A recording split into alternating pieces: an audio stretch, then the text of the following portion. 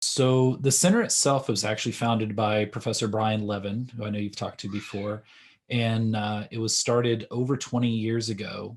We just celebrated I believe, our 20th anniversary last year, if I remember correctly. I've been with the center in the capacity I have now for the last 5 years. So basically, since the San Bernardino shootings, I came on board in kind of assisting Brian. I've actually worked with Brian indirectly for probably well over 20 years. Even when he was at the Southern Poverty Law Center, I was an undergrad at Cal State. So ironically, working on right-wing extremism on the web. So that was in the mid 90s. So I feel like it's full circle. But the center itself, we kind of do two things. We track hate crime in the United States and abroad.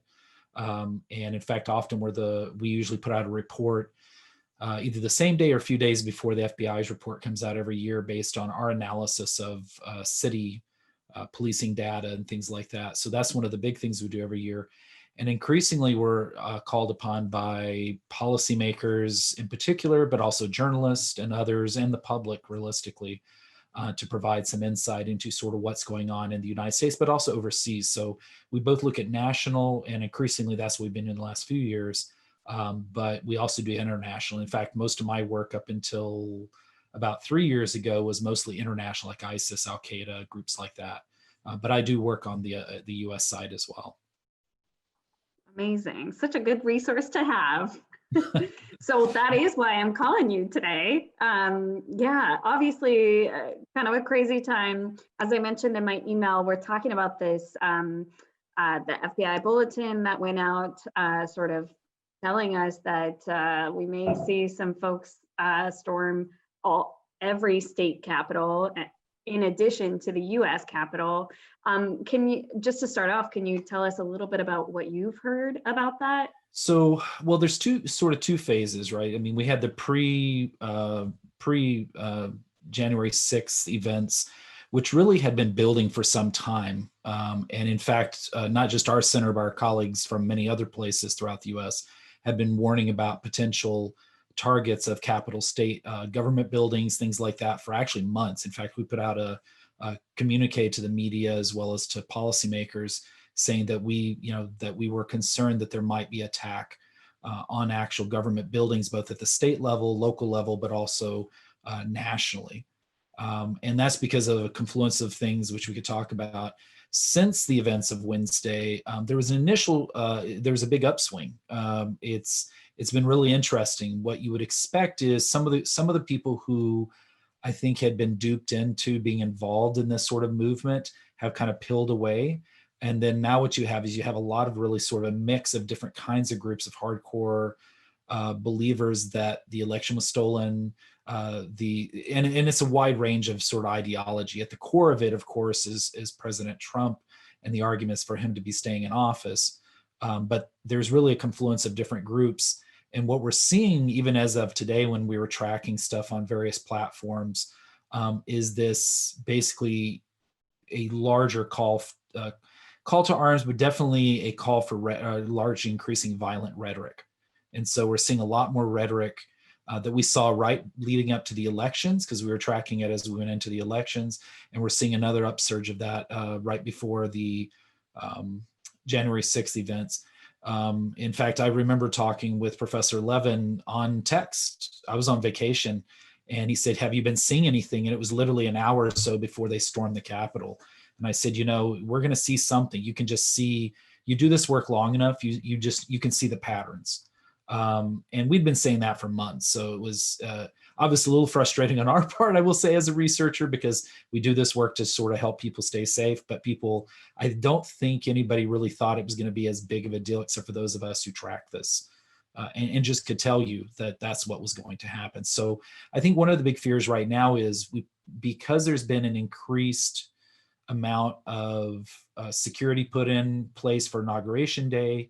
And overall, obviously, in DC, there's been a lot more sort of security since Wednesday, that last Wednesday, that what we're seeing is it may shift to state capitals. Of course, we saw that, as you know, in Sacramento increasingly. We haven't seen as much violence as we've seen in, like, let's say, Portland or other places in the United States. But I think the potential is growing. And there's a confluence of things that really are leading to that, right? I mean, part of that is this call to arms by these groups that are centered around Trump, but it's also the COVID lockdown. And in our state, obviously, there's a growing movement of anti-lockdown people. Obviously, the conference and the protests last week up in your area is a great example of that, which, and what makes that harder is there's a lot of mainstream actors being involved in that, sad to say. Whether they are doing it because they think they're doing the right thing or not, it's giving it sort of mainstream, I would argue, some legitimacy to some of their arguments, which may not always be based on actual facts. And one of the things that stuck out to me that you had just mentioned, sort of this call to arms or this call to action, and maybe you've been hearing that some of the folks talking online are now wanting their actions to be a little bit more threatening or maybe a little bit more violent. Can you elaborate on that and what you're hearing? Like, they're not calling for a peaceful protest anymore, it sounds like. Yeah, I mean, I mean, you always have sort of the typical actors who are calling for violence or at least sustain efforts in what they were already calling for. What's been interesting is, and I think it's just because you've seen deplatforming the last couple 24, 48 hours, you've seen a little bit of shift of what's being posted publicly in some of these platforms.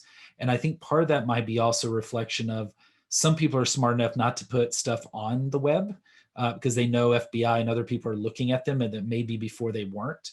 And some people don't care. So you see, I was just on a platform this just right before this, looking at footage from a particular group that has been actors in our state in particular and in California. And what's interesting is they're still calling for some sort of force to overthrow the government, or at least for, if not calling for an overthrow of the government, for a change of the current sort of trajectory of policy. So in other words, keeping Trump in place, a greater call for lifting lockdown, COVID-related sort of policies.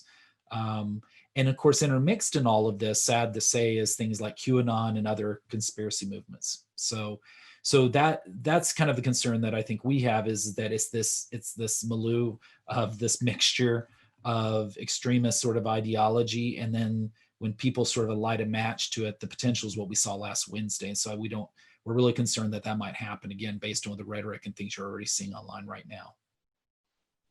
Wow. Well, that kind of answers my next question. I just kind of wanted to ask you and your own personal perspective on this, kind of like your discussion with Brian an hour before they actually stormed the Capitol.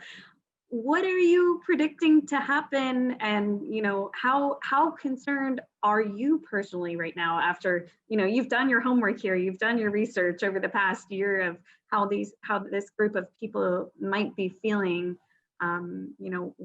What are you predicting to happen? Well, I should preface this by saying we always hope we're wrong. I've been saying that a lot the last week or so, and I know Brian has as well. And all of us who work in this field we're always hopeful that we're wrong. I'd rather be said, yeah, you don't know what you're talking about. See, it didn't come to fruition, because then you know that that it's okay to get that wrong. But with that being said, I think what you're probably seeing, I mean, based on what I've seen in the last couple of days, in particular online, is some of these groups are fractionalizing, and so. Often what I call sort of the true believers, those that are sort of hardcore people who believe in the ideology of the various groups who are involved in here, are the ones that are the most dangerous, because if their reality of what they think should be happening is not happening, they might be more likely to take some sort of action. Now, what that action may be is questionable, right? It could be, in some cases we've seen in the past where this has led to sort of the attack of soft targets that have nothing to do with the government, but maybe tangentially sort of related.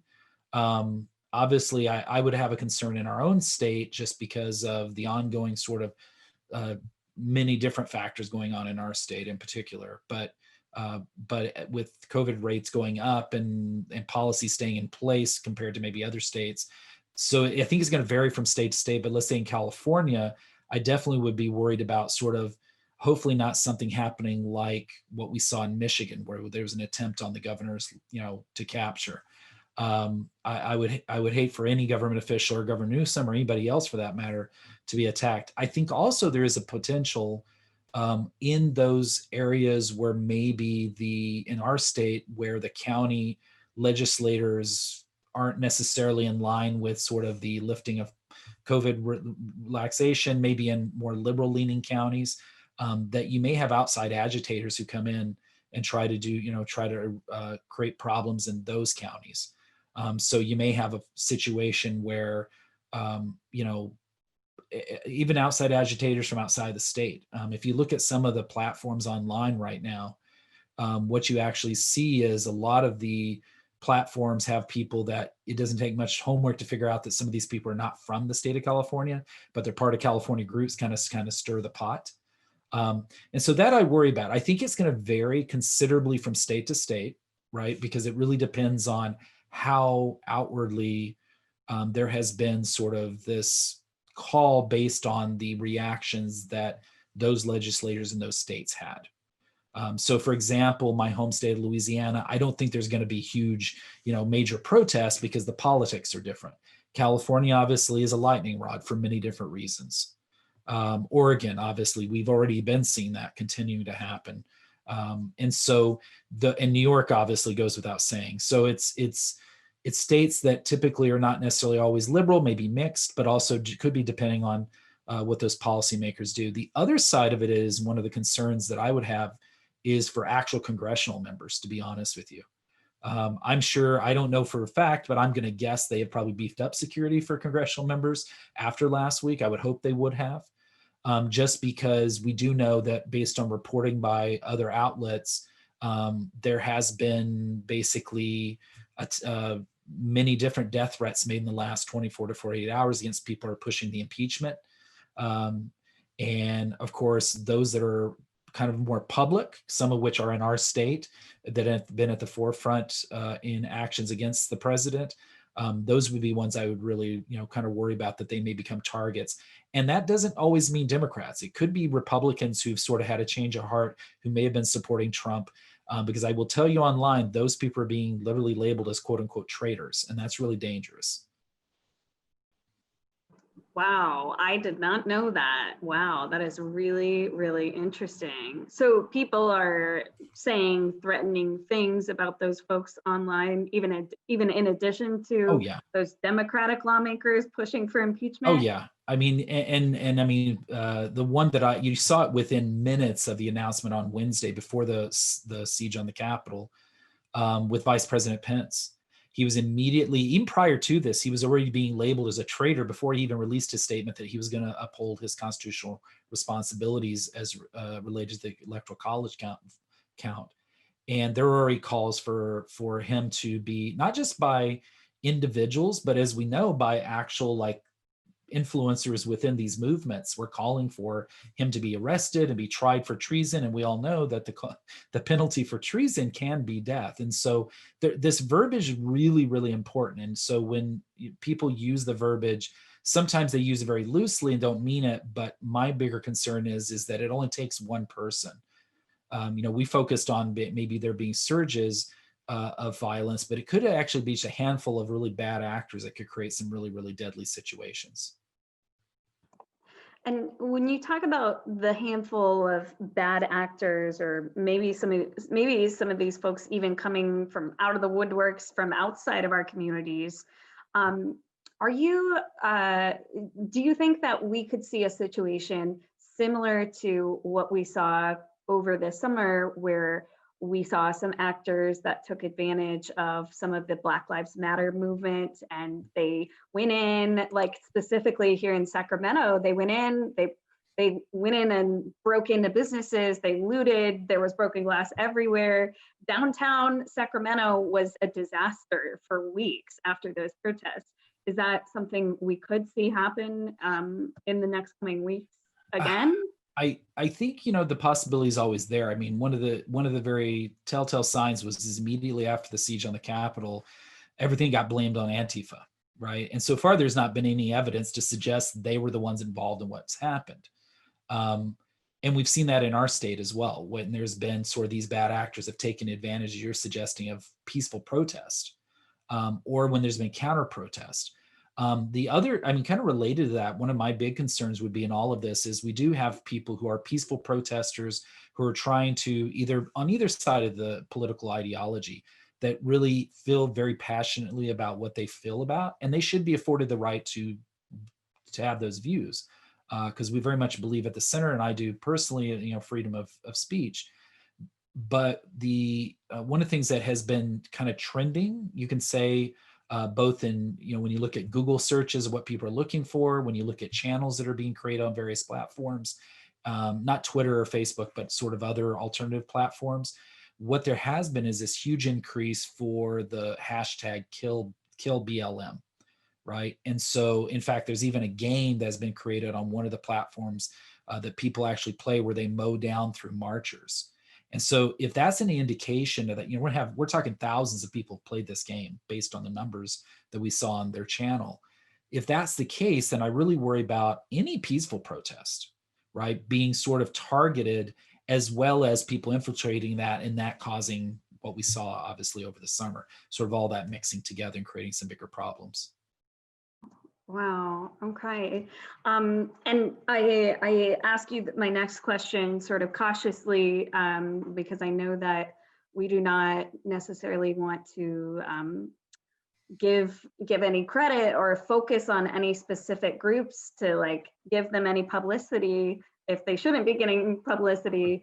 But are you able to help us explain who some of these people might be, or who some of these groups might be that are coming to the Capitol? I think I wrote it in the email that, in Sacramento, we've seen this group called the Proud Boys at our Capitol every Saturday morning since the election.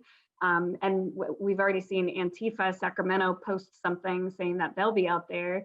So are you able to give a rundown or give any information of who or what groups might be out? Well, I think, it's kind of the same actors over and over again. I mean, without giving them credit, it's pretty obvious that the Proud Boys have an axe to grind, to say the least. And obviously they have many different chapters and they all operate in different ways in different places.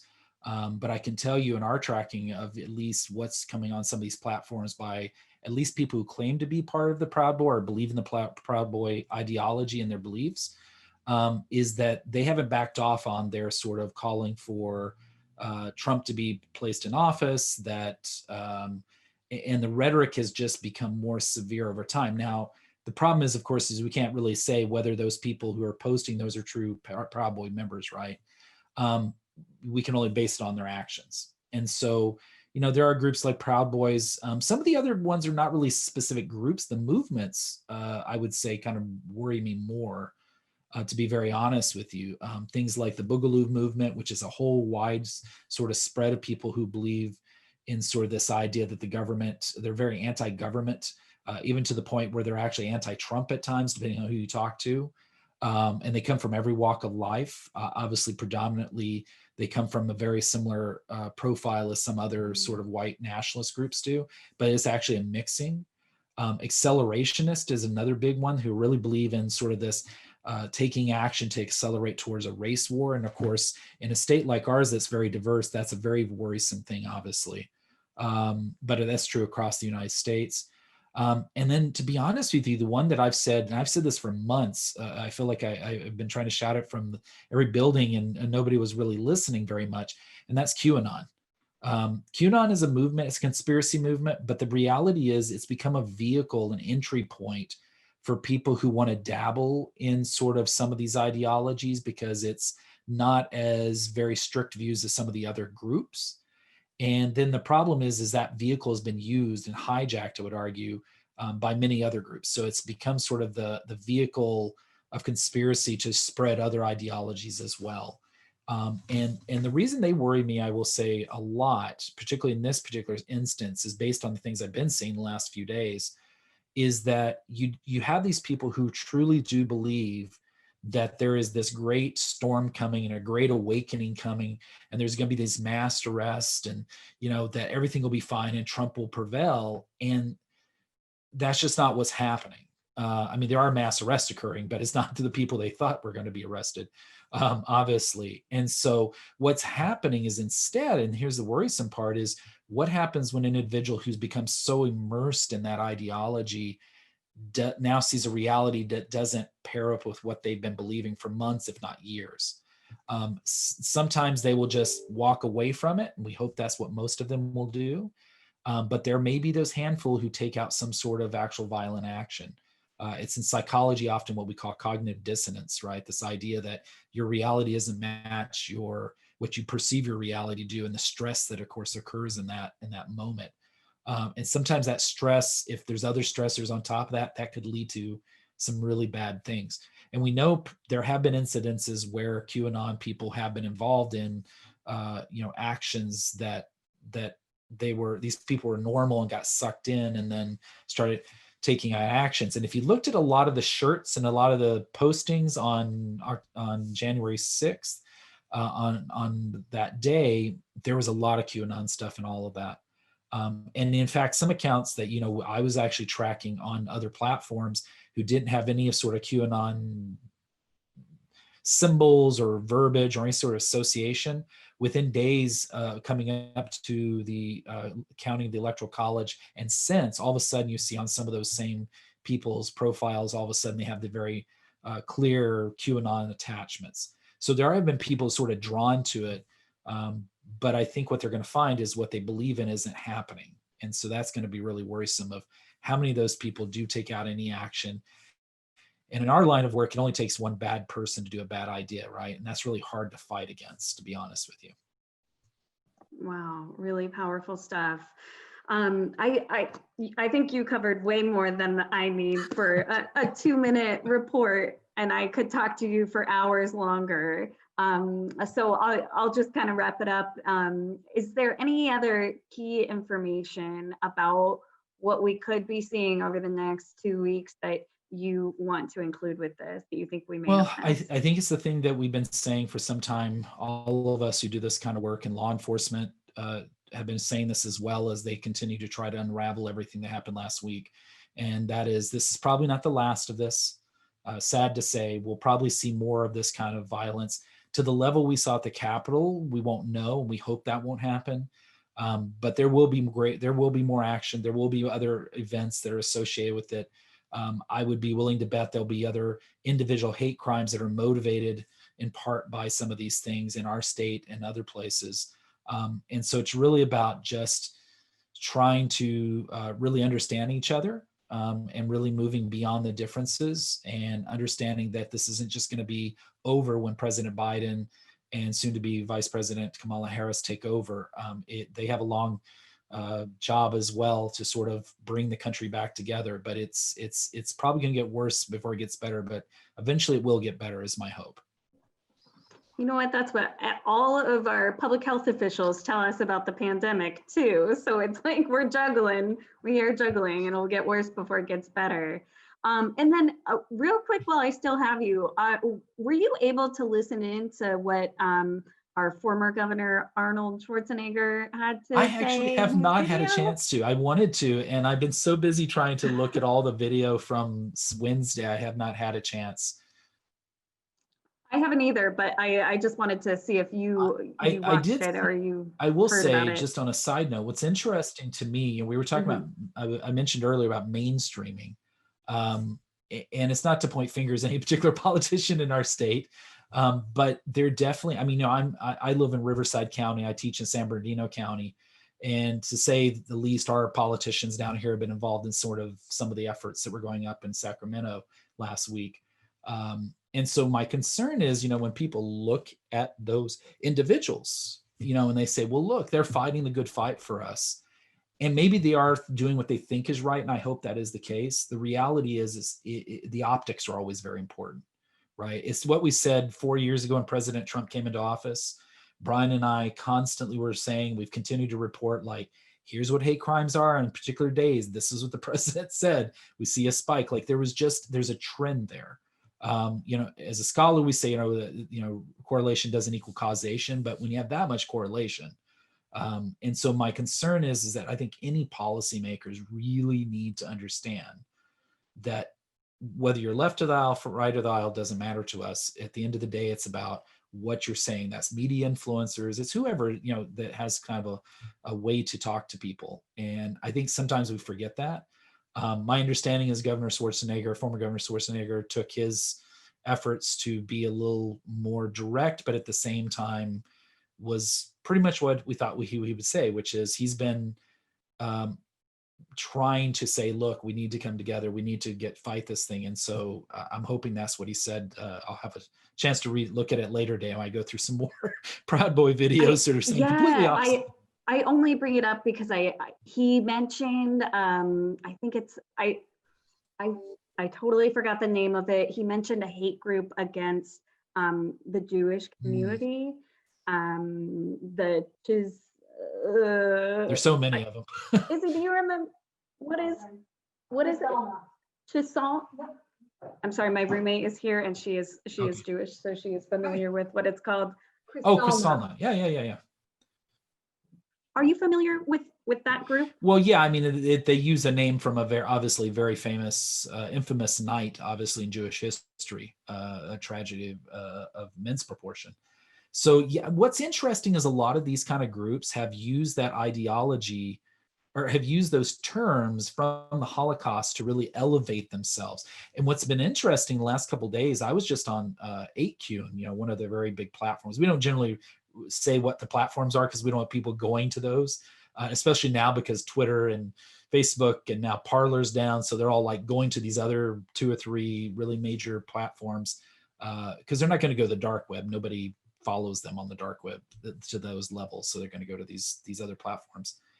Telegram, I was just looking at when you emailed me earlier, and the number of people that are flooding from Parler to Telegram has been really amazing. But what was interesting is there was a hacker researcher, I don't know how to describe her, that apparently was able to get into Parler and archive everything supposedly before it was taken off, which means there is a clear record of every video, every post that was made, which I'm sure the FBI and others will be talking to her at some point. Because a lot of that content, we've been trying to save it. I have researchers literally pulling content offline because eventually it'll be gone. But yeah, these groups have been, and so when we were doing that, a lot of the neo-Nazi groups are really using this on Wednesday as a way to elevate themselves. What's interesting is they attack Trump and people in his administration, and particularly anybody who's of the Jewish faith, but at the same time are using those events to sort of elevate who they are. And that's really problematic, I will say. As you know, in Sacramento and Southern California, we have a neo-Nazi problem in California, and in both North and Southern California.